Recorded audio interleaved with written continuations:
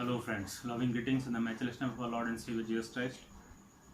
And I thank the Almighty God for giving me the opportunity to come before you once again. So, this message. So, actually, many of you are thinking, what shall we do after this lockdown? And we are approaching towards unlock period.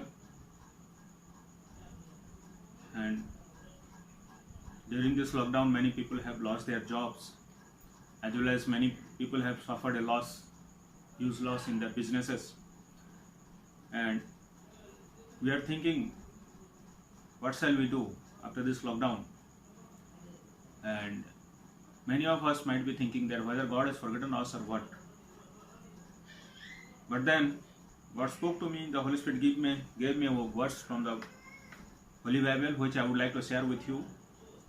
And definitely I firmly believe that the Holy Spirit is going to speak to you through His word and encourage you and strengthen you and give you direction after the lockdown. So the verse is found in Genesis, the book of Genesis, chapter 8 and verse 1. It says here like this, book of Genesis, chapter 8, verse 1. Then God remembered Noah and every living thing and all the animals that were with him in the ark. And God made a wind to pass over the earth, and the waters subsided. So let me read it again. Then God remembered Noah and every living thing and all the animals that were with him in the ark. And God made a wind to pass over the earth, and the waters subsided. Yes, my dear friends. So we might be thinking during this lockdown that whether God has forgotten us, forsaken us, or what. But the word of God is telling that, say, in the book of Genesis we see that the flood came, and before the flood, God warned Noah and instructed Noah to make an ark and collect the animals as well as his entire family, because the flood was going to come. And as God spoke, Noah was obedient to the voice of God, and he made the ark, and he gathered all the animals inside the ark, and after that the rain started, we know, and the entire earth, the whole earth was flooded, and except the animals and the family of Noah inside the ark, all living beings upon the face of the earth were washed away by the flood, or they died. And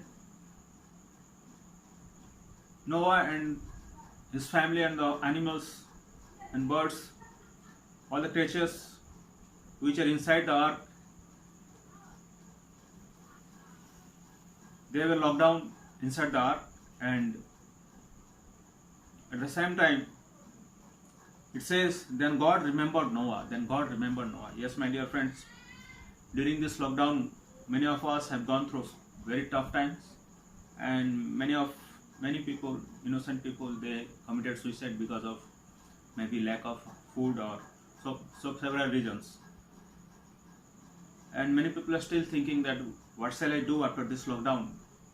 But then the word of God says, then God remembered Noah and every living thing and all the animals that were with him in the ark. Yes, my dear friends, the word of God is telling that God remembered Noah and all the animals that were with him in the ark. Yes, my dear friends, if you are under the covering of the Almighty God, if you are trusting upon your Creator, upon your Lord and Savior Jesus Christ, He has not forgotten you. As God remembered Noah, in the same manner, God remembers you. Today God is remembering you. You are in the remembrance of God. God has not forgotten you. He has not forsaken you. That's what He wants to say. Then God remembered Noah and every living thing and all the animals that were with him in the ark. And God made a wind to pass over the earth, and the waters subsided. And God made a wind to pass over the earth, and the waters subsided. Yes, my dear friends, here the wind represents the Holy Spirit. The wind of the Holy Spirit when it blows, the challenges we face in our life, the flood which drowned almost all the living creatures. Oh, Rima Shantaribela Sitriba. It subsided. It subsided. Then verse in Exodus 14, verse 21 and 22, it says like this. Then Moses stretched out his hand over the sea, and the Lord caused the sea to go back by a strong east wind all that night, and made the sea into dry land, and the waters were divided. So the wind, God made the wind to blow, and when the wind started blowing, the Red Sea was divided, and there was a path for the Israelite to cross to the other side of the sea. And verse 22 it says, Exodus 14 verse 22, so the children of Israel went into the midst of the sea in the dry ground, and the waters were a wall to them on their right hand and on their left. Yes, my dear friends, the Israelites had to cross the Red Sea. It was a challenge for them, but when the wind started blowing, the wind divided the Red Sea, and God made a path through the sea for the Israelites to cross the sea and go to the other side of the sea to possess the promised land. Hallelujah. Ramande Shithiribila Senthiribila Sikhiribila. So I pray, let the wind of the Holy Spirit blow in your life. Let the wind of the Holy Spirit blow in your situation and calm every situation that is coming against you, every situation, circumstance that is arising against you. Let it come down because of the wind of the Holy Spirit. Allow the Holy Spirit to take control. Allow the Holy Spirit to blow in your life, in your situation. Let the wind of the Holy Spirit blow so that everything will be calm and quiet. Next we will see in Genesis 8 chapter verse 2, it says, the foundations of the deep and the windows of heaven were also stopped, and the rain from heaven was restrained, and the waters receded continually from the earth. At the end of the 150 days, the waters decreased. Then the ark rested on the 7th month, the 17th day of the month, on the mountains of Ararat. Yes, my dear friends. Then the ark, in the verse 4 it says, then the ark rested in the 7th month, the 17th day of the month, on the mountains of Ararat. Yes, my dear friends. The ark was made on the ground, on the valley, but the flood lifted it. And the water carried the flood. Rather, the Almighty God carried the ark, and He kept it on the mountain.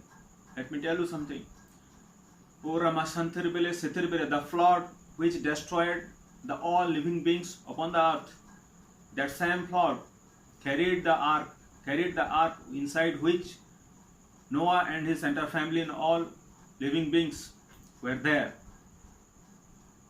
The flood carried the ark and kept it on the mountain. So it was not possible for Noah or any human being to lift the ark and keep it on top of the mountain. But the flood itself carried the ark and placed it on the mountain. So the Holy Spirit is going to carry you, and He is going to change your position. The flood which destroyed so many people, the same flood lifted the ark and placed it on the mountain. In the same manner, there is an elevation. God is going to elevate you and place you on the top of the mountain. Hallelujah. Rama Santiribile Sitiribala Sentiribi. Thank you, Jesus. Next we will see what is the significance of the mountain. What is the significance of the mountain? We will see from the Word of God. What is the significance of the mountain? So Genesis 22 and verse 14. Genesis 22 verse 14. We'll read. It says, and Abraham called the name of the place, the Lord will provide, as it is said to this day, in the mountain of the Lord it shall be provided. In the mountain of the Lord it shall be provided. Hallelujah, hallelujah, hallelujah. So inside the ark there was provision. Inside the ark there was provision. But due to the flood, everything was destroyed. Due to the flood, everything was destroyed and there was no food, nothing. But then the mountain, what does the mountain signifies? Here Abraham says, and Abraham called the name of the place, the Lord will provide, as it is to this day. In the mountain of the Lord it shall be provided. In the mountain of the Lord it shall be provided. In the mountain of the Lord it shall be provided. Yes, when God asked Abraham to sacrifice his son Isaac, he took his son and went to the place spoken by God. But when his son asked him, where is the sacrificed lamb? He said, God will provide. God will provide. And indeed, the God on whom Abraham put all his trust provided. That's why it says, in the mountain of the Lord it shall be provided. In the mountain of the Lord it shall be provided. That is the significance of the mountain. That's why the ark was shifted from the valley, from the ground, through the flood and placed on the mountain, because there was provision. Because there was provision. Hallelujah. Next we will see Exodus chapter 3 verses 1. Now Moses kept the flock of Jethro, his father-in-law, the priest of Midian. And he led the flock to the back of the desert and came to Horeb, the mountain of the God. Let me read it again. Exodus 3 verse 1. Now Moses kept the flock of Jethro, his father-in-law, the priest of Midian, and he led the flock to the back of the desert and came to Horeb, the mountain of God. Came to Horeb, the mountain of God. Came to Horeb, the mountain of God. Horeb was not an ordinary mountain. Horeb was the mountain of God. So the Holy Spirit is going to lead you. The Holy Spirit is going to lead you. Whatever you may be doing, but the Holy Spirit is going to lead you to the mountain of God. That means to the presence of God. The Holy Spirit will lead you. Allow the Holy Spirit to lead you to the mountain of God, to the presence of the Almighty God. Verse 10 it says, come now therefore, and I will send you to Pharaoh, that you may bring my people, the children of Israel, out of Egypt. Now verse 10 it says, come now therefore, and I will send you to Pharaoh, that you may bring my people, the children of Israel, out of Egypt. See, my dear friends, Moses was taking care of the animals, cattle of his father-in-law. So we can say that he was doing the job of a shepherd. He was appointed by his father-in-law as a shepherd. But he had an encounter. He met the Almighty God on the top of the mountain. And God appointed him as a leader. God appointed him as a leader. He went up to the mountain as a shepherd, but he came down as a leader. He came down as a leader. Hallelujah. Once you get appointment with the Almighty God, once you reach the throne of the Almighty God, once you climb the mountain and come close to the Almighty God, He is going to change your position. He is going to change your calling. He is going to change your destiny. Hallelujah. Mountain. Moses climbed the mountain as a shepherd but came down as a leader. Moses climbed the mountain as a shepherd but he came down as a leader. He was not the same when he came down from the mountain, because he met with his creator God. Exodus 19 verse 3 says, and Moses went up to God, and the Lord called to him from the mountain, saying, thus you shall say to the house of Jacob and tell the children of Israel. So the Lord called to him from the mountain. The Lord called to him from the mountain, from the mountain, from the mountain. So if you go somewhere else, you may not be able to listen to the voice of God. If you go to the mountain, God is calling you to the mountain, mountain of prayer, mountain of presence. Hallelujah. so that you can listen to the voice of God. He will give you direction in your life. Hallelujah. Rama Santiri Bele Sikhir Bela Santiri Bele Rabaraba. Next we will see one more verse I would like to read. Exodus 15:17, mountain of the Lord. You will bring them in and plant them in the mountain of your inheritance. Exodus 15 verse 17. You will bring them in and plant them in the mountain of your inheritance, in the place, O Lord, which you have made for your own dwelling. The sanctuary, O Lord, which your hand have established. So the mountain symbolizes the sanctuary of the Almighty God. O Rama Santiribile Suturbala Sikiribina. Plant them, they will be established on the mountain. Hallelujah. That is what David said in Psalm 121 verse 1. David said, I will lift up my eyes to the hills, from whence comes my help. I will lift up my eyes to the hills, from whence my help. From whence comes my help? My help comes from the Lord who made heaven and earth. Verse 2. My help comes from the Lord who made heaven and earth. Your helper, the Almighty God, is going to provide all your needs in a miraculous way. Then we will read Ezekiel 34. I would like to read one more verse. Ezekiel 34 verse 14. I will feed them in the good pasture. I will feed them in good pasture, and their fold shall be on the high mountains of Israel. Their fold shall be on the high mountains of Israel. I will feed them in the good pasture, and their fold shall be on the high mountains of Israel. There they shall lie down in a good fold. There they shall lie down in a good fold, and feed in the rich pasture on the mountains of Israel. And feed in the rich pasture on the mountains of Israel. That is the significance. That is the significance, my dear friends. The mountain. So you must be ready to climb the mountain. It's not easy to climb the mountain, but you must pay a price to climb the mountain. You have to forsake the valley. You have to forsake the valley behind, so that you can climb the mountain. Hallelujah. Ramana Shintiribele Setiribira. Ma Shetilbere Sintiribela Sikiribela Rabba Sintiribela. Manahan Birin Tumuro Sitra. Because there is rest. Hallelujah. Their fold shall be on the high mountains of Israel. There they shall lie down in good fold and feed in the rich pasture of the mountains of Israel. There is rich pasture on the mountain of Israel. Hallelujah. Ramate Shintiribele Sikiribera. Now we'll come back again.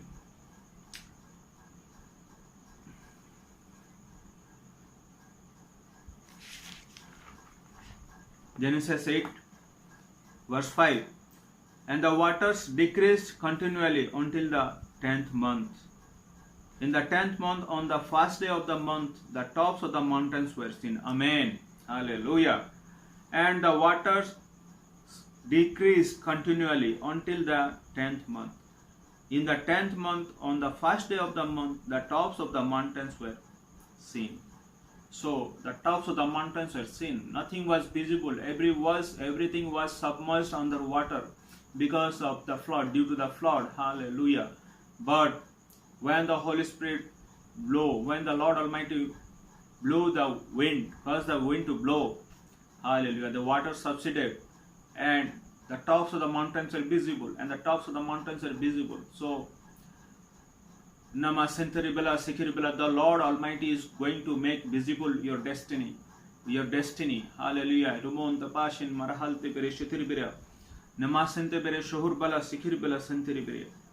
So it came to pass at the end of 40 days that Noah opened the windows of the ark which he had made. And it came to pass in the verse 13, it came to pass in the 600 and the first year, in the first month of the first day of the month, that the waters were dried up from the earth. And Noah removed the covering of the ark and looked, and indeed the surface of the ground was dry. Because the water has dried down. Hallelujah. Now, in verse 15, then God spoke to Noah, saying, verse 16, go out of the ark, you and your wife, and your sons, and your sons' wives with you. Verse 17. Bring out with you every living thing of all flesh that is with you. Bring out everything. Bring out with you every living thing of all flesh that is with you. Birds and cattle and every creeping thing that creeps on the earth, so that they may abound on the earth and be fruitful and multiply on the earth. So that they may abound and multiply and be fruitful and multiply on the earth. Hallelujah. Ramada Shithiribila. Rebenta Mahanpuru Shithirbiri. They were on the valley before the flood. They were at the bottom of the mountain on the valley, but the flood lifted them because they were inside the ark. The flood lifted them and placed them on the mountain, and the mountain symbolizes the presence of the Almighty God. Abundance, blessing and provision, everything is there on the mountain. Hallelujah. So I firmly believe that after this lockdown, after this pandemic, the Holy Spirit is going to lift us and bring us closer to the throne of God, to the presence of the Almighty God. We are going to get more closer to the Almighty God, and we are going to receive abundant blessing, and God is going to multiply whatever we are doing. Whatever we are doing, God is going to multiply it, make it fruitful. Hallelujah. But then, my dear friends, one thing I would like to say, that whatever is happening now, it is for the second coming of the Almighty God, our Lord and Savior Jesus Christ. So the coming of the Lord Jesus Christ to this earth is very near. The second coming of the Almighty God, the Creator of heaven and earth, our Savior and Lord Jesus Christ, is very near. So I would like to read some verses from the book of Revelation about His second coming, and I would like to conclude. So Revelation, book of Revelation,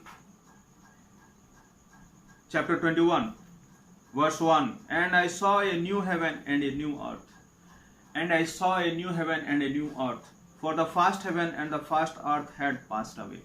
For the first heaven and the first earth had passed away. Yes, my dear friends. After the flood, during the time of Noah, all living beings were destroyed. Whatever they had, the cities, villages, whatsoever it may be, forest, everything was destroyed, almost destroyed.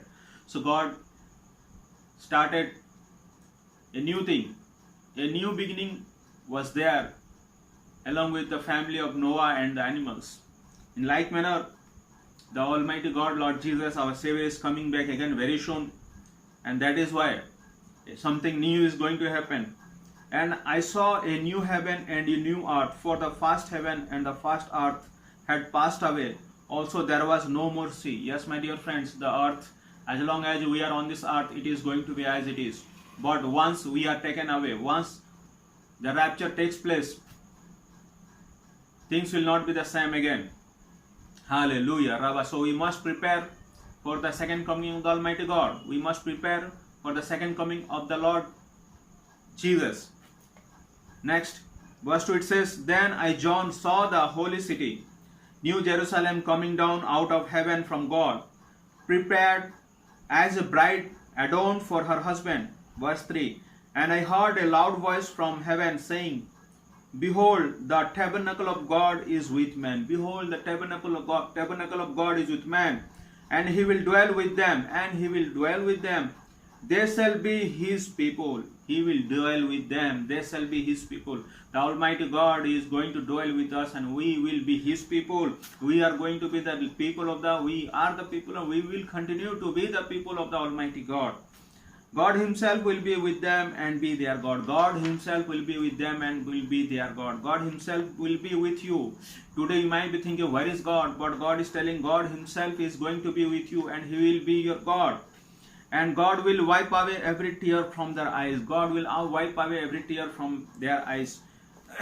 Many people are in tears today because they have lost their loved ones because of this virus.